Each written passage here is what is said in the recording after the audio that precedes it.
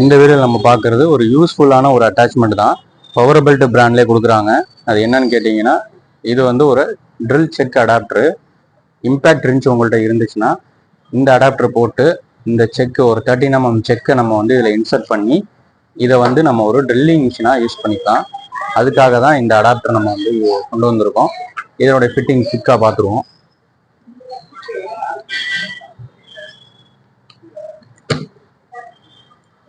நம்ம இதில் இன்சர்ட் பண்ணியாச்சு. இப்போ வந்து ட்ரில் செக்கை வந்து நம்ம டைட் பண்ணணும்.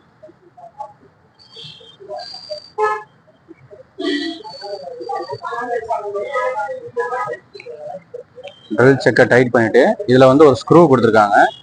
இந்த ஸ்க்ரூ வந்து நம்ம இதுக்குள்ளே போட்டு டைட் பண்ணணும். ஆப்போசிட் த்ரெட் வரும் லெஃப்ட் மர. இது நீங்கள் அப்புறமா பண்ணிக்கலாம். இப்போ வந்து நான் ஒரு 6mm பிட்டு இதை சும்மா உங்களுக்கு ஒரு டெமான்ஸ்ட்ரேஷனுக்காக போட்டு காட்டுறேன். இது ஒரு HSS பிட்டு. அவ்வளோதான், போட்டாச்சு. இப்போ ரன்னிங் பார்க்குறோம். அவ்வளோதான். இதை வந்து நீங்கள் இதில் வந்து ஸ்பீடு கண்ட்ரோல் இருக்குது. அதனால் ஸ்பீடு கம்மியாக வச்சுக்கலாம். 1 2 3ன்னு சொல்லிட்டு வரும். 1ல் வச்சு ஸ்பீடு கம்மியாக வச்சு நம்ம யூஸ் பண்ணிக்கலாம். இதனுடைய அட்டாச்மெண்ட் வந்து பார்த்தீங்கன்னா, இந்த அட்டாச்மெண்ட் மட்டும் வந்து 150 ரூபா வரும். கொரியர் சார்ஜ் தனியாக வந்துடும். இந்த ட்ரில் செக் வேணும்னா 150 ரூபா வரும்.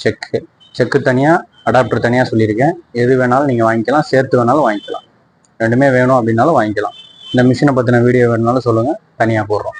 ஆல்ரெடி போட்டிருக்கோம், இன்னும் கிளியராக வேணால் தனியாக போடுறோம்.